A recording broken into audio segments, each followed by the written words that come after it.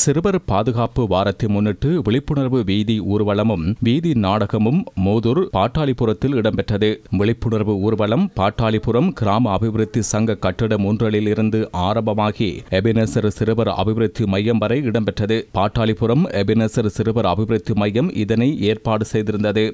அம்பாறை மாவட்ட அனர்த்த முகாமைத்துவ நிலையத்தினால் சம்பாந்துறை அல் ஒஸ்வா உயிர்காப்பு படையினருக்கு அனர்த்தங்களில் நேரடி செயற்பாடுகளுக்கு தேவையான மிதப்பு தோணிகள் மற்றும் பயிற்சி பொருட்கள் வழங்கப்பட்டன. பிரதேச செயலாளர் SLM ஹனிஃபா தலைமையில் இடம்பெற்ற நிகழ்வில் அம்பாறை மாவட்ட அனர்த்த முகாமைத்துவ நிலைய பிரதி பணிப்பாளர் MACM நியாஸ் பிரதம அதிதியாக கலந்து கொண்டார்.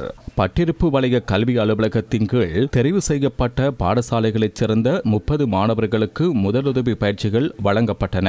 கோட்டை கல்லாறு மகாவித்தியாலயத்தில் நடைபெற்ற இப்பயிற்சி நெறியில் பட்டிருப்பு வலய கல்வி பணிப்பாளர் ஸ்ரீதரன் உள்ளிட்ட பலர் கலந்து கொண்டனர். கிழக்கு மாகாணத்தில் தேர்தல் கண்காணிப்பு பணிகளில் ஈடுபடுவோருக்கான செயலமர்வு மட்டக்களப்பில் இடம்பெற்றது. மட்டக்களப்பு கல்லடியில் உள்ள தனியார் விடுதியில் இந்நிகழ்வு இடம்பெற்றது. நிலையத்தின் தேசிய இணைப்பாளர் விக்டர் தலைமையில் இடம்பெற்ற செயலமர்வில் தேர்தல்கள் ஆணைக்குழுவின் முன்னாள் ஆணையாளர் MM முகமது பிரதான வளவாளராக கலந்து கொண்டார்.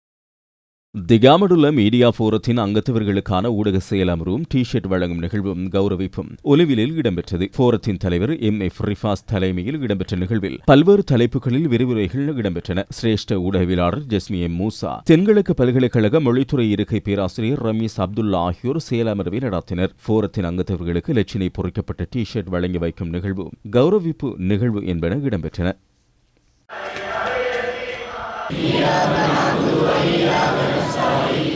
காத்தான்குடி ஆறாம்குறிச்சி மன்பவுல் ஹைராத் ஜுமா பள்ளிவாசலில் 49வது வருட மௌலித் மஜ்லிஸ் கொடியேற்றத்துடன் ஆரம்பித்து வைக்கப்பட்டது. எதிர்வரும் 2ஆம் தேதி வரை ஆன்மீக நிகழ்வுகள் இடம்பெற்று புதன்கிழமை அன்னதானம் வழங்கப்படும். அப்துல் ஜவாத் ஆலிம் நம்பிக்கை வலியுல்லா பொறுப்பு நிதியத்தின் ஏற்பாட்டில் இடம்பெறும் நிகழ்வை அதன் ஸ்தாபக தலைவர் மௌலவி AJ அப்துல் ரவுஃப் மிஸ்பாஹி நடாத்தி வைத்தார்.